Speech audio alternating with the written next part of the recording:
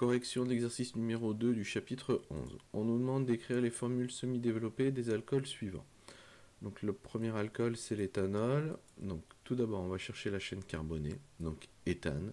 Donc ici, éthane fait référence à 2 atomes de carbone pour chaîne carbonée. Et comme le nom de la molécule se termine en ol, donc c'est bel et bien un alcool. Donc il faut attacher le groupement hydroxyle OH à cette chaîne carbonée. Ici, comme il n'y a pas de chiffre de position pour la fonction hydroxyle, à ce moment-là, on peut le mettre soit sur le carbone du bout, à droite ou à gauche. De toute façon, ça revient à la même molécule.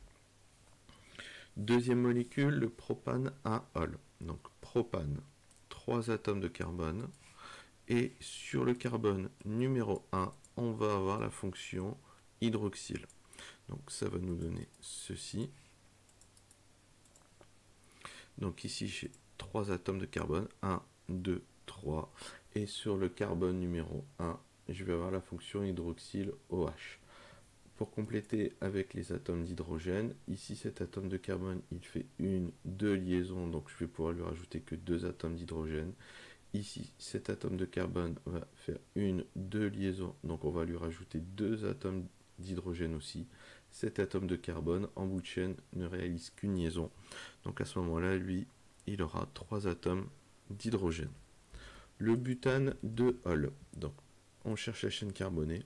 Butane, 4 carbones et 2 ol. Ça signifie que sur le carbone numéro 2, on va avoir la fonction hydroxyle. Donc ça va nous donner cette formule semi-développée.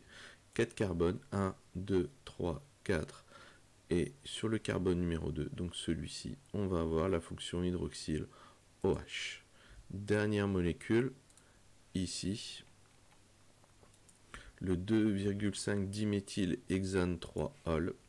Alors, on y va, on cherche la chaîne carbonée. Donc on va regarder à la fin du nom de la molécule, hexane. Donc je vais avoir 6 atomes de carbone alignés. Sur le carbone numéro 3, je vais avoir la fonction hydroxyle OH. Et ensuite, sur le carbone numéro 2 et le carbone numéro 5, sur chacun de ces carbones, je vais avoir une ramification méthyle, c'est-à-dire un atome de carbone. Donc ça va nous donner comme formule semi-développée ceci. Donc si on reprend hexane, 1, 2, 3, 4, 5, 6 atomes de carbone alignés. Sur le carbone numéro 3, j'ai la fonction hydroxyle. Donc 1, 2, 3, la fonction hydroxyle OH.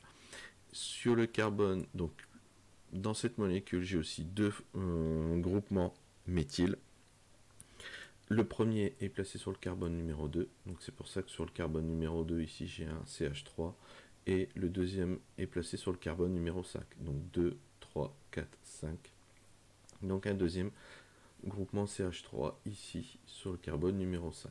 Et ça clôture la correction de cet exercice.